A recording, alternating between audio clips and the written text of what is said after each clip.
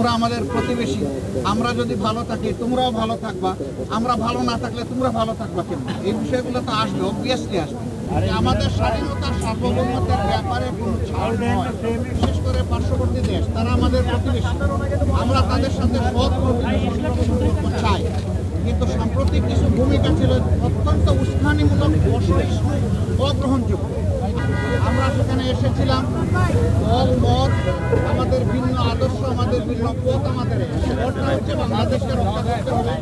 এই সব কিছু উঠে উঠে দেশ রাজনৈতিক দল না, আমাদের সকলের জনগণের একটা বিশেষ অংশ আপনারাও, আপনাদের ভূমিকাও গত আন্দোলনে কারো কারো না থাকতে পারে, কিন্তু নির্বিশেষে অনেক সহায়ক।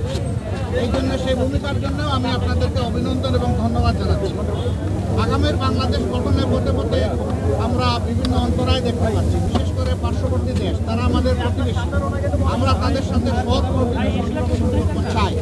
কিন্তু সাম্প্রতিক কিছু ভূমিকা ছিল অত্যন্ত উস্কানিমূলক, অসহিষ্ণু, অগ্রহণযোগ্য। আপনারা এটা দেখেছেন। মিথ্যা তথ্যের উপর নির্ভর করে বাংলাদেশকে প্রদূষিত করার জন্য, এই সরকার এবং জনগণকে ব্যর্থ করার জন্য তারা দুনিয়ার বিভিন্ন জায়গায় আমরা এগুলা নিন্দা জানিয়েছি সকলের সম্মিলিতভাবে। আমরা একটা জায়গায় সবাই আমরা একমত হয়েছি যে আমাদের স্বাধীনতার সার্বভৌমত্বের ব্যাপারে কোনো ছাড় নয়। এখানে আমরা সিমেন্টেড থাকবো, যেমন অতীতে ছিলাম, যেমন সম্প্রতি 5 অগস্টে 24 সালে আমরা ছিলাম, এটাই আমাদের অব্যাহত থাকবে। এখানে পরামর্শ এসেছে রাজনৈতিক শীর্ষ নেতৃত্বের সাথে, যেমন মত বিনিময় হয়েছে, ছাত্র সংগঠনের সাথে হবে, বিভিন্ন ধর্মীয় সম্প্রদায়ের সাথে হবে, আপনাদের সাথে হবে। আমরা সেই প্রস্তাব রেখে এসেছি এবং আমরা আশা করছি আপনাদের সাথেও মত বিনিময় হবে।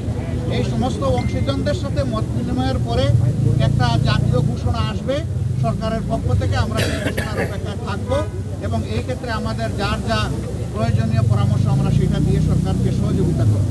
আরেকটি বিষয় আমরা অত্যন্ত ক্লিয়ারলি আমরা জানিয়ে দিয়েছি, এক্সট্রিমিজম বা চরমপন্থা যে দিক থেকেই আসুক আমরা তাকে ঘৃণা করি।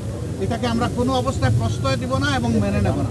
এটা যে রূপ নিয়েই আসুক, সকল রূপের আমরা চরমপন্থাকে আমরা ঘৃণা করব এবং প্রশ্রয় আমরা দিব না কেউ। এই ব্যাপারে আমরা সকলে একমত হয়েছি। আরও অনেকগুলো বিষয়ের কথা হয়েছে। আমাদের দেশের ভাবমূর্তি নষ্ট যারা করছে তাদেরকে বোঝানো যে তোমরা আমাদের প্রতিবেশী, আমরা যদি ভালো থাকি তোমরাও ভালো থাকবা, আমরা ভালো না থাকলে তোমরা ভালো থাকবা কেন? এই বিষয়গুলো তো আসবে, অবভিয়াসলি আসবে। তো সেই বিষয়গুলো নিয়েও আলোচনা হয়েছে। আমরা আশা করছি জাতি ঐক্যবদ্ধভাবে ইনশাআল্লাহ আগামী দিনের সকল চ্যালেঞ্জ মোকাবিলা করে আমরা চূড়ান্ত সফলতার দিকে এগিয়ে যাব। চূড়ান্ত সফলতা অর্জন না হওয়া পর্যন্ত আমাদের ঐক্য অটুট এবং মজবুত থাকবে। চূড়ান্ত সফলতা এসে যাওয়ার পরেও প্রিয় দেশের জন্য আমরা ঐক্যবদ্ধ থাকব।